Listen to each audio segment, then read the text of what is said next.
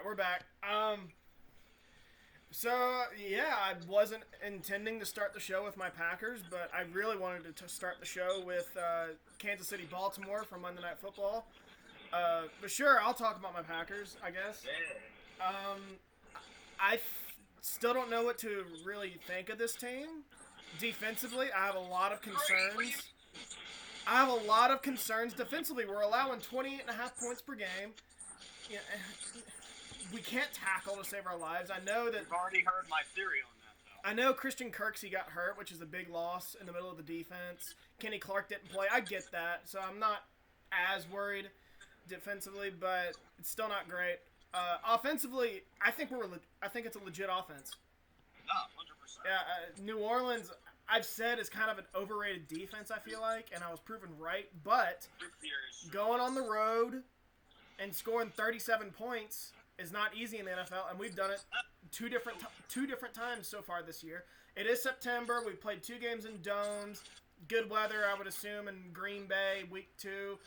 Let's see what happens when the weather gets bad. But right now, we're a legit offense. We can run the ball really well, which will help later in the year. Yeah, I mean, dude, you guys have all the pieces. You have your offensive coach, good play caller. Which, by the way, I want to go ahead and say, when are we going to give LaFleur the same credit we give Kyle Shanahan and Sean McVay? I guess when he makes a Super Bowl, but you want to know why they're going to shortchange him until Aaron Rodgers leaves, dude? I guess, but if the same way that, in a way, some people kind of, I don't think they do as much anymore, but I'd say maybe 10 years ago they kind of shortchanged. Not shortchanged, but it was kind of a, is it more Brady or more Belichick? And it's like, dude, it's obvious it's, Belichick's fucking elite. I think it was both. I mean, we're seeing it right now. Brady's doing well in Tampa Bay. Belichick's getting it done this year for New England so far. I think it was just both. You have a great coach and a great quarterback coming together. It's, you're going to get greatness. No, I mean, LaFleur what is he? Fucking 16-3 in the regular season right now. He is 16-3 in the regular season, 17-4 overall. Insane, dude. And then he's 2-1 in the playoffs. Or 1-1. 1-1. Still, dude, you guys, he had no business, beating that 49ers team. Or anything. Oh, I know. We don't match up with them. But I went through our numbers, and we're so far significantly better through 3 weeks in our offensive numbers than we were last year. Like, I'm talking by a lot. We're scoring more than 17 points per game than last year. Over 140 yards of offense from last year. We're better on third down. The only 2 stats we're worse so far is red zone offense and first quarter offense. That was the big one last year. We scored a lot of points in the first quarter. I think we averaged like 6 points in the first quarter all of last year, and then 5 points the remaining 3 quarters. So this year it's, I think, just 3 points in the first quarter, but then we're averaging 12.5 points the rest of each of the 3 quarters. So far so good. The red zone offense has dipped from like 67% to 62%, which if you're still at 62%, you're still going to be in the top 10 in the league. I feel like if Rodgers utilized his tight ends more, that number would go up. We saw that Sunday night. We saw that happen Sunday night. Thrower, which is a good thing. That's not a knock on him or anything. I just feel like, it's obvious it's harder to complete a pass outside the numbers to a wide receiver in the red zone than it is a tight end, on a seam or a crosser or a dig or something. I don't know if that's always been there or if LaFleur was trying to hide that for when, one of his receivers gets down and what happened Sunday night, Devontae Adams doesn't play. They're going to key, which they did. They keyed on Marquez Valdez-Scantling. Alan Lazard had a big game, but they held him. Okay? Who? What's going on with Adams? I think he'll be fine. They were holding him out as a precaution. I think he'll miss probably this week because then the following week's a bye week, and I think they'll get him back after the bye week. So we don't need him. We don't really need him against Atlanta. Yeah. You guys should probably score 50 points on Atlanta. Can we prevent them from scoring 50 points is what I'm worried about. I mean, dude, that's the question every week against the Falcons. Even when they're bad, it's like, okay, they can still go off for 45 points. I think this is I am a little bit worried about. I think this is a real trap game for Green Bay against Atlanta. Bye week looming. You're coming off a big win. Monday Night Football. I think this is a trap game for Atlanta. Atlanta can't keep screwing up. They can't keep screwing up. Dude, Aaron Rodgers plays lights out on prime time, bro. I'll still take Green Bay to win probably, but I think it could be a nail biter. Yeah, I mean, it's definitely, I'd say, something that can be considered a trap game, but. Let's go. So let's shift gears. Let's talk about Monday Night Football. Kansas City, Baltimore. You picked Kansas City. You did, by the way, you did very well in your picks this week for the NFL. I think you went like 11-4-1, the tie coming with your Eagles, obviously. I did not do so well. I was 8-7-1. So I as to quote our guy Adam Lefkow, I regressed to the mean there a little bit.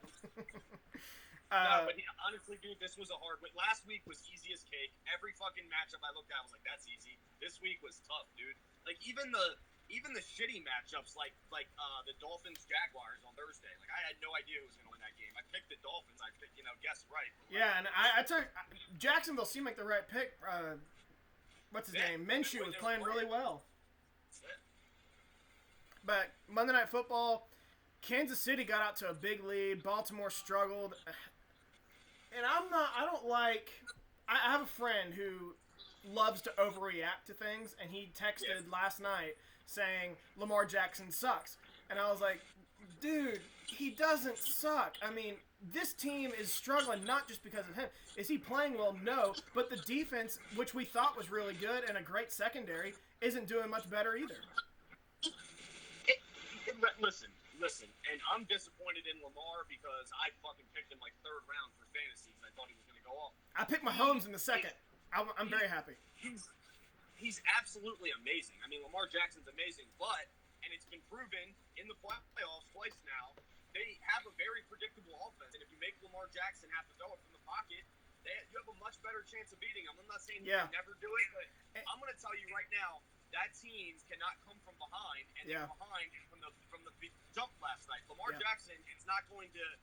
I mean, I'm not saying he'll never do it, but he's not going to have a 400-yard 4 TD in the air game usually. Not unless the opponent's very bad. Dude, this is why I picked. And dude, all the analysts were picking the Ravens, and I'm just sitting there and I'm like, what have you seen that said the Ravens are going to beat the Chiefs? I picked Baltimore. Can't beat them. They can't beat them, man. Like, I know a lot of people are like, oh, if you play good defense and run the ball, you can beat any team. Dude, this is a different kind of player, man. Like Patrick Mahomes, it's getting to the point where this football almost seems they're going to win the Super Bowl, bro. You know that, right? Like, what I saw last night, the Ravens are inarguably a top 4 team, and it wasn't even close. It wasn't not even close. They can't cover anybody. Nobody can cover all their receivers. This has the makings of a game, I feel like. Come January, if they meet again, it will have a somewhat different outcome. Chiefs will probably still win, but I'm saying it'll be much closer, I think, in January. I think Lamar had, even if the defense keyed on him, he had like an especially bad night, but like, yeah, it's football, dude. Anybody can win on a given night, but I think if these teams play 10 times, these win 9. They match up so well against them. They do. Dude, the Chiefs, bro, Patrick Mahomes hands the ball 50 yards downfield. It's like insane. Like Aaron Rodgers is the only player I've ever seen close to just like, they're not even open, dude, but it's such a perfect pass that they catch it anyway. I mean, it's insane. The Tyreek Hill throw in the end zone last night, like, dude, he was covered, bro. Like, covered, and he's not even tall. But it was still in, like, a spot where only he could catch it. And then, I don't know, man. Like, I'm watching this, and I'm like, dude, him with Andy Reid is just not fair, dude. They could legitimately score 45 points if they really wanted to every single week. I don't know, man. It's just, last night almost, like, it depressed me because I'm like, dude, the Eagles are so fucking far from that, dude, and so are 28 other teams, basically. Yeah. But, like, dude, who's keeping up with this? The Ravens are it. Like, I honestly think that's the only team that could probably compete on both sides of the ball, and it was just domination, dude. The thing that worried me about Baltimore was it's supposed to have a great offensive line, and it got abused at the line of scrimmage last night. Was everywhere last night. And they have a great left tackle in Ronnie Stanley. This is supposed to be a great offensive line, and they could not go up against the Kansas City defensive front, which is good, but I wouldn't call it an elite unit. No, and to be fair, I mean, listen, I always thought Lamar Jackson was going to be good just because of the way the NFL was going, even when he was a rookie and everything. But, dude, the bottom line is I feel like these days you need to be able to move like the Jared Goff type of quarterback who isn't back there isn't good, but like, dude, you do have to be able to throw from the pocket, and there's two quarterbacks right now that are showing that. Wentz and fucking Jackson, dude. You cannot win consistently if you can't make plays in the pocket. Like, you see how Russ and Aaron Rodgers play, man. They move around, they roll out all the time, but they don't just do it just because they can do it. You know what I mean? When the structure's there, they stay in the structure of the play. And Lamar, I mean, you see it, dude. As soon as he gets a little spooked, he drops his head. He doesn't keep his eye downfield, and I mean, dude, he's 23 years old. He's literally he could literally be my fucking little brother. So he has plenty of improvement to do. But like, yeah, I mean, I get where your friend was coming from, being like, oh, Lamar Jackson sucks. Because like, dude, he was missing wide open receivers. I needed Marquise Brown and I mean, he wasn't good. He wasn't good. And the thing is, I mean, is the Chiefs' defense a little better than we thought? I mean, it looked like it, to be honest with you. I guess. I mean, I don't know how they don't really have any good corners that outside of what's his name, Bashad Breeland. They do have Tyrann Mathieu back there, but I don't know. They do this. I will say they do get after the passer pretty well. Which if you can do that, you're gonna be in good shape. Exactly. I think that they're not necessarily like we're gonna shut you down and you're not gonna be able to move the ball offense. I think that they're gonna like a opportunistic defense that can create some turnovers, and they're gonna be playing with a lead a lot, so they don't have to be shut down. They can kind of like be a little riskier as far as baiting quarterbacks for picks and going after the ball instead of just the tackle and stuff. I mean, they're just set up in a way where they can play different everywhere else because of Patrick Mahomes, and it just works out in their favor in basically every situation, in my opinion. So let's talk about the other big game of the weekend, which was Dallas and Seattle. Much closer. What's that? Can I start? And I'm go ahead. You said that. So glad you said that. No, that fucking game was not as close as it looked. Okay. DK Metcalf dropped caught a touchdown and fumbled on the inch line. Okay? That's fair. I didn't think about that. That shit was a 2-touchdown game that was not close the entire fucking time. And Dak Prescott, who I'm going to give him his credit. He is playing way better than I thought he was going to play this year. But it's just another situation where the other team was up the whole time, and he got to play soft-ass zone defenses with great players the whole time. I mean, dude, 475 yards is 475 yards. Dude, I watched the whole game, every snap. It was not even close. Different types of teams. I mean, they were down 7, and I was honestly in the middle of a Sunday nap with that game on. And I remember waking up and seeing that there was under a minute left, down a touchdown or whatever. And I thought, oh, okay, I'll tune in and watch it now. And I still remember thinking, this is such an insurmountable 7-point lead. Yeah. I had zero doubt that Seattle was going to win this game. And, man, I heard someone say it yesterday, and I never really thought about it, but I agree, man. Like, Dallas is having an identity crisis, bro. Like, you paid Zeke Elliott so much money, man. Like, be a run-first team. Dak plays best when he's like that. This is what I warned you would happen with Mike McCarthy. He never really had a great run game in Green Bay outside of maybe 2 years. Bro, Dak is putting up the stats and stuff, but it's not showing up. Like, this is going to be 2 years in a row where he's going to have an around 500 team throwing for 5,000 yards and like 35 touchdowns. Because, dude, that's not how you win. Dak is a really good quarterback when he can pound the rock and then he can go off a play action and he can hit the little short routes and all that. I mean, I think that they're playing in a way where they're going to be in like every game because they're going to allow Dak to just go out there and air it out 50 times a game, but they're not going to win consistently like that. They're not putting the ball in their best player's hands, which is Zeke. It still is, period. Especially this year. He looks great. Like last year, you could have made the argument he was fat, a little slow. Looks fucking awesome this year, and he's still not getting his touches, in my opinion. That falls on McCarthy. He never really had a great run game in Green Bay. He doesn't rely on the run a lot. One of the things that I saw or heard after Dallas hired McCarthy, I heard Pat McAfee talk about the hire, and he thought how great of a hire it was, whatever. And he said, I do worry if he'll be able to get that run game going, but he has Ezekiel Elliott. He should lean on Ezekiel Elliott. He never got a run game going in Green Bay, he said, because he never had Aaron Jones. I was like, no, wrong. He did have Aaron Jones. He wouldn't give him the ball. Yeah, I was gonna say you guys had a couple decent running backs there, right? Eddie Lacy wasn't bad for a while Until he got fat. Those are the only 2 years that I have. Ryan Grant was good until he got hurt and couldn't play anymore, pretty much. But yeah. What else can we talk about? You want to talk about your Eagles? I know you don't want to, but I'll talk about them. Nah, man. You know what? We do need to talk about the Eagles because we were both Carson Wentz stands, dude. I'm still a Carson Wentz stan. Bro, I was watching some film from Baldinger today, bro, and like, dude, he's lost. Like, I don't know what the fuck happened to that man, bro. Like, dude, they showed this fucking play and it developed, and two of the wide receivers ended up being wide open, and he swung into the running back before the play developed. Like, I think he knew, because everybody's like, oh, stop trying to make the big play. Like, he knew before he even called hike that he was going to throw it to the running back, and I think that he's just like thinking too much, man, and like it's finally coming out that like he's always been an inaccurate quarterback. Like you can make do being inaccurate in the NFL. I don't care what people say. Josh Allen's doing it right now. You don't have to be. By the way, Josh Allen, our boy, is fucking balling this year. Balling, bro. Balling. We were Josh Allen fans from the start. I want that to be known. I told everyone before he even got drafted, I was like, bro, this dude is 6'7" and can throw a football a mile. Like, get him a good coach and he'll be good. Like, period. Dude, Patrick Mahomes was a shitty prospect, was a C+ prospect, but he went to Andy Reid.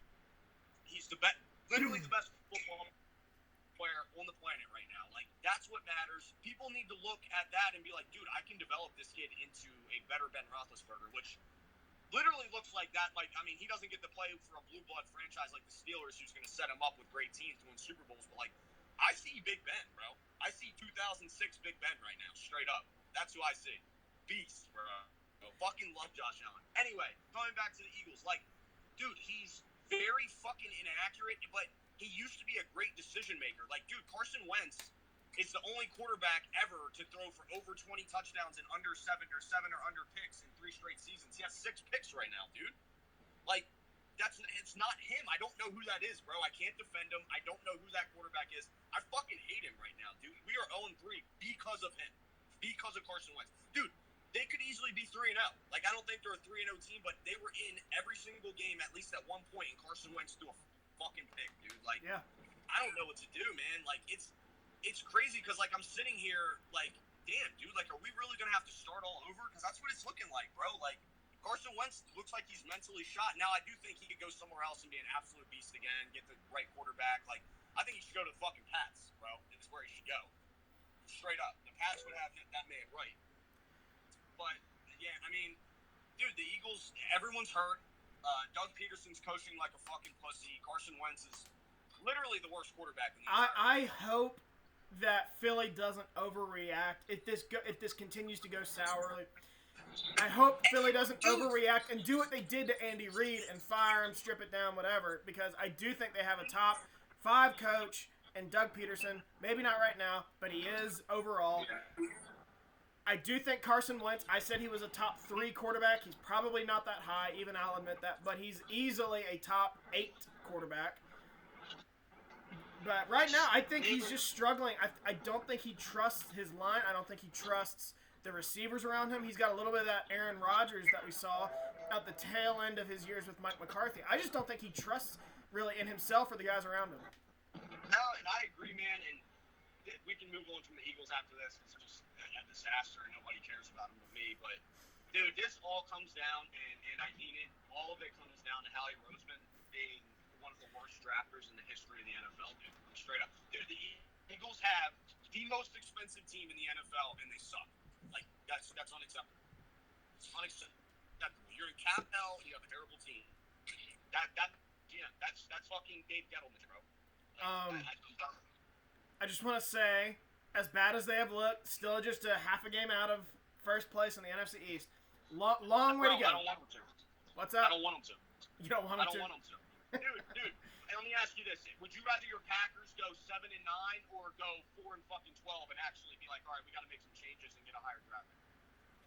I mean, right now, I want to win as many games as we can.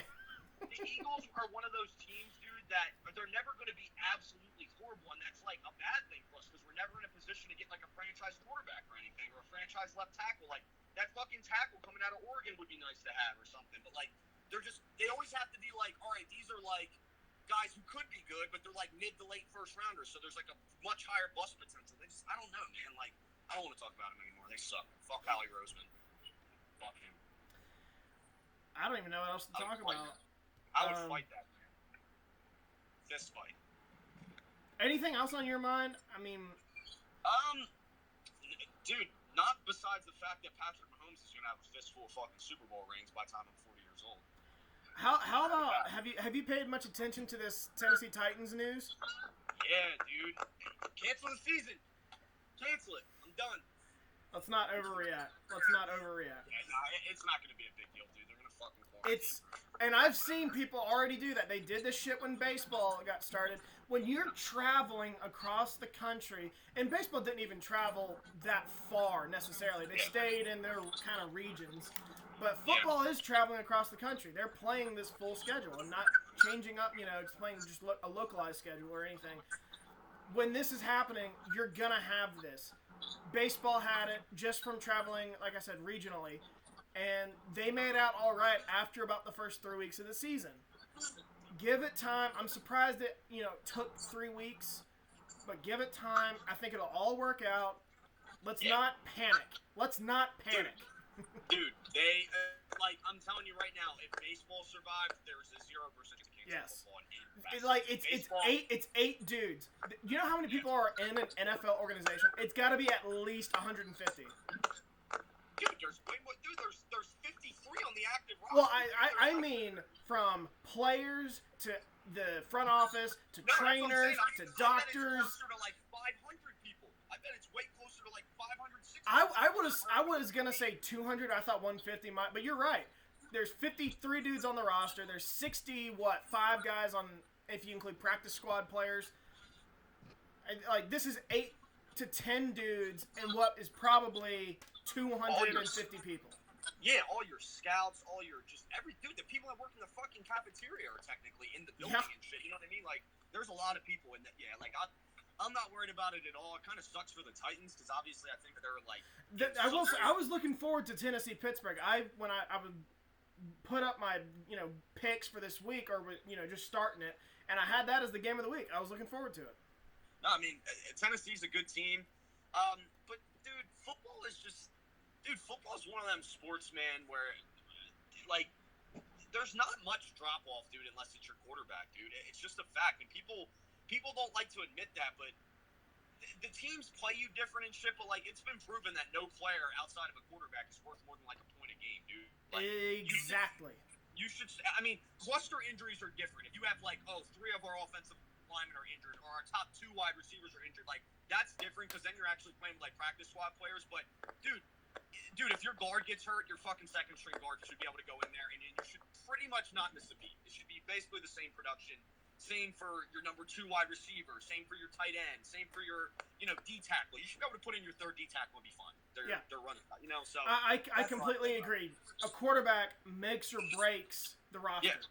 Yeah. And I've tried to tell so many people that, James, and they don't listen to me. They don't, dude. It's nice to have DeAndre Hopkins on your fucking team, dude. It's nice. That shit doesn't matter. It doesn't matter, no, dude. It doesn't. Is your scheme work? Does your, what's your schedule look like? Because I'm gonna tell you right now, if you got the Ravens and the Chiefs on the road back-to-back weeks, you're gonna get your fucking ass kicked. Like, there's so many moving parts to football, and that's why, as somebody who actually knows about football, I tell people, dude, stop looking at stats to try to tell me who's good at football. Stop. Michael Thomas is maybe top 5 wide receivers, not even close to number 1. I would pick easily 5 wide receivers over him. Derrick Henry was the rushing leader last year. I'd probably pick 10 running backs over Derrick Henry. That might be pushing it, but you know what I mean? So there's just so many moving parts to football, and I don't even remember where I was going with that. But I love football and I hate the Eagles. That's where we're at right now. You love football and you hate the Eagles. I forget what I was gonna say. I had a thought. Now I've lost it now. Oh, I know what it was. Houston Texans. I just want to throw it out there. People think they suck because they lost DeAndre Hopkins, and they do. They're 0-3. I'm not disputing that. But each game, they've improved. They, got pretty much destroyed by the Chiefs. They hung in there with the Ravens a little bit. Didn't quite have it. Almost beat the Steelers. Should have beaten the Steelers. 0-3. Without a star receiver, they don't need one because they have DeAndre Hopkins. Sorry, not DeAndre Hopkins. Deshaun Watson. I had him on the brain. In their defense, they played like 3, top 16. Exactly. I think that they're still gonna recover and go 8-8, but hopefully they see what happens when you play really good teams is you see how close you are. You know what I mean? And I think they see okay, we're not bad, but we're not even close to a Super Bowl team. And I'm of the cloth now that I've been watching football consistently for 20 years. It's dude, if you're not in Super Bowl contention, dude, blow it up and start over again. Straight up, I remember the Redskins a few years ago when they wouldn't sign Cousins. Everyone's like, oh, it's dude, I know this is the Redskins, but they made the right decision, dude. You don't just sign what they're doing with Dak right now. It's oh, Dak's doing this and it's dude, but what did they have to show for it, really? I completely agree. Nothing. They don't have anything to show for it. Dak has 1 playoff win. Dude, if they were in the worst division in football, if they had to win 10 games to win the division this year, I don't think they'd go. But they don't. They have to win maybe 8, and they're going to go. So you once gave me that take in the Chick-fil-A kitchen, and I scoffed at you. I'm like, no, you don't trade away a top 10 quarterback, or something like that. And you're like, is Kansas City, you gave me a team, I forget who, but it was, at the time, I'm trying to think of a team that was pretty good. Is Dallas going to do anything with Tony Romo? And I'm like, you got a point there. And that's the thing. And to an extent, dude, you have to keep a competitive team to keep people in the stands and shit. I'm not saying it's just blow up the team, blow up the team, blow up the team. But it's dude, the Vikings right now. It's this is a bad example because now they're 0-3. But even last year when they were good, it's dude, you have to see at this point you're not winning a Super Bowl with Kirk and move on. You just have to. Yeah, you're a playoff team. You're pretty good. You can beat some good teams on some good weeks. But you're not there, dude. You're just not, and you're not going to be with Kirk Cousins. It's the bottom line. So it's tough, man. That's the tough decisions that GMs have to make. But that's why I think the Patriots have been consistently good for 20 years, dude, because they're not afraid to be dude, you're still good, but we got to move off. You're too expensive. You're a year away from being bad. We got a younger, cheaper player that is marginally worse. And that's what we were talking about earlier. Where, dude, if one player is they were saying it with Andy Dalton and Dak earlier this year. They're like, dude, Dak wants $38 million and Andy Dalton's $3 million. Is Dak $35 million better than Andy Dalton? No, he's not. So it's those are the decisions that you really have to make at the end of the day, dude, and they're really fucking tough, dude. Before I let you go, how much college football have you watched this year? Oh, I've actually been watching a lot just because I was missed sports so much when I wasn't here. A little disappointed in West Virginia, but I know they're still a couple years away. So yeah, I've talked about it with. This weekend was nuts, dude. Dude, Oklahoma lost. Yeah.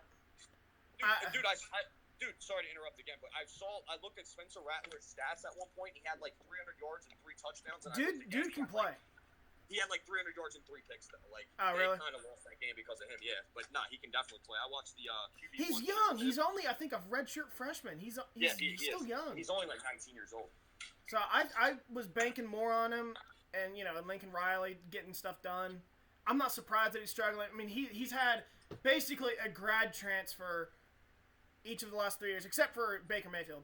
But definitely the last 2 years with Kyler Murray. Played 1 year. Jalen Hurts played 1 year and did well. You can only do that for so long, and now he goes all the way back to a freshman, who's still kind of learning the game, how to play the game, at least at the collegiate level. So I'm not surprised.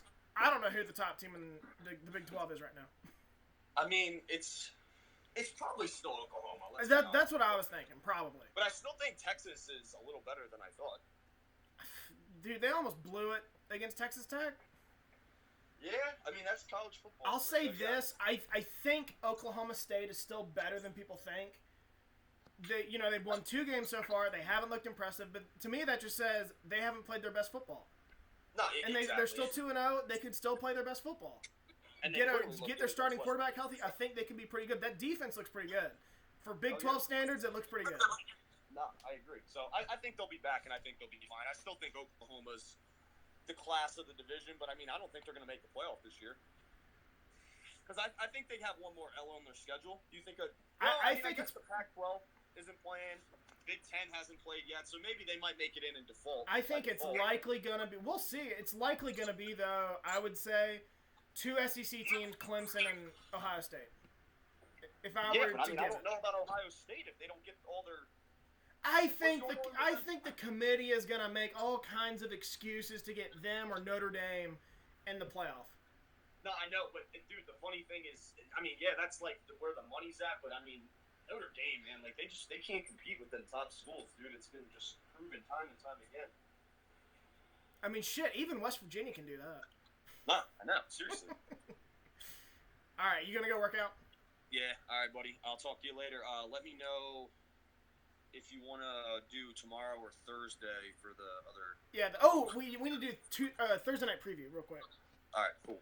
Thursday night is, I believe, a shitty game. Denver and the New York Jets. Not a very entertaining game. I don't know who to pick. Denver's banged up. This is across the country road trip. But I have zero faith in Adam Gase. Dude, the Jets aren't winning a game this year. They might win one. I'm gonna take Denver. I'm not confident in it, but I said it last week. The better coach usually wins on these Thursday night games, and I think Denver has it with Vic Fangio. Barely, though. I know, but... I agree, though. I think it just comes down to the Broncos have better players. They do.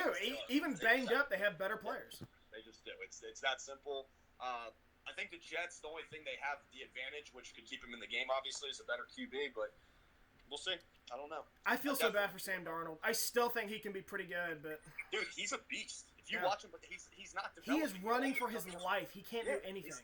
He can't develop. It's not his fault, but the tools are clearly there. Unfortunately, it's likely over. This is probably all we're going to get from him. Well, no, I disagree. I just wouldn't sign with the Jets again. I'd leave. Probably as not. Soon as my shit ran up, I'd be like, all right, I'm a free agent, and dude, a team will take him, and he can go. So, I could. Oh, for sure, someone's going to take a chance on him. I could see Matt Rule taking him after Teddy Bridgewater's contract is over next year. Is it over next year? You know what I mean? Yeah, he signed a 2-year deal. Oh, okay. I thought it was like a 3-year deal.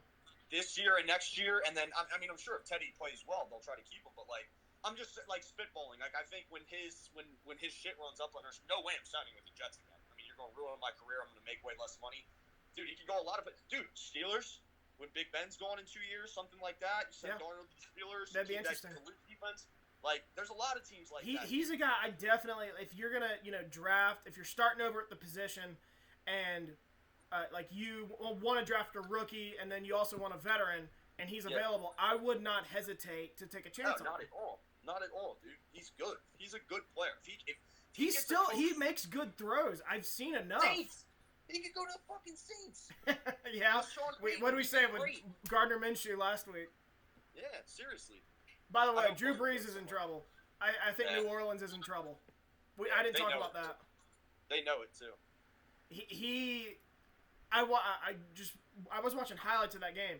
He threw the ball downfield a handful of times. Most were on that final drive. Yep. And I remember the one time he did throw it downfield a considerable amount before that final drive. It barely got there. It's a duck. He throws ducks. It barely. I think Emmanuel Sanders had to really make an effort and dive to get it. No, it's a shame because you know all those players have a lot of respect for him, but you can tell when a player's play starts declining, and a lot of them players had Super Bowl aspirations this year, so they're kind of damn man, we're kind of tied at the hip with Drew Brees, and he's not gonna be able to do it this year. So I know just this year, but after he's gone, which is this is likely it for him. No, he's done. There's no way he plays. And they'll have to start back over because without him, I mean, they're probably a 500 team. No, even with him playing right now. I agree, and I think that, like I said, I think that they could actually get a good, people a quarterback's going to want to go play for Sean Payton, straight up. So any free agent QB could get. Dude, you know who? By the way, they're paying Taysom Hill how much money? Too much. And he hasn't done shit this year. He had one trick play pass to whoever in week 1 when the game was out of hand. I don't like Taysom Hill. I don't either. He's not that good. Not even him personally. I just hate the praise that he get. Dude, he's not that good at anything. What does he do that's so elite to everybody? I don't understand. He gets a couple trick plays a year because Sean Payton can scheme him open or can scheme a pass. I was sincerely worried with him in Green Bay because that just seemed like the kind of game. I know Green Bay all too well. I'm like, their best, it's always the guy that's really not that good that seems to go off against Green Bay. Yeah. And I'm like, Taysom Hill, and he didn't do anything. He did not do anything. He had the fumble that changed the game. I would be interested to watch him play quarterback for literally 2 quarters. I don't think he can do it. I don't think he can do it. That's what I'm saying. So it's like, what are you signing? I'm sick and tired of people trying to tell me Taysom Hill's the guy. First of all, if he was the guy, they wouldn't have signed Jameis Winston. Dude, he's not even close to the guy. No. Like, can you show me him completing a pass 2 plays in a row? Like, no. Can you show me? Yeah, he throws a decent deep ball. I haven't seen any intermediate stuff or short passes. Dude, a lot of people who make it to the NFL can throw bombs, dude. Can you hit somebody in the chest off of, with a cornerback and, right on their tail? Like, no, not at all. Can you navigate the pocket? No, because you went to BYU. Like, I don't know, man. I'm not. He's an interesting gadget player, but I agree, and I think New Orleans is in deep trouble. Dude, he's worth like $1 million a year tops. Yeah, I mean, I take him on my team. He can definitely contribute. It's just like for what they are acting like he is, it's just not there, man. Yeah. All right, my man. I'll let you go. All right, brother. Talk to you later. Later.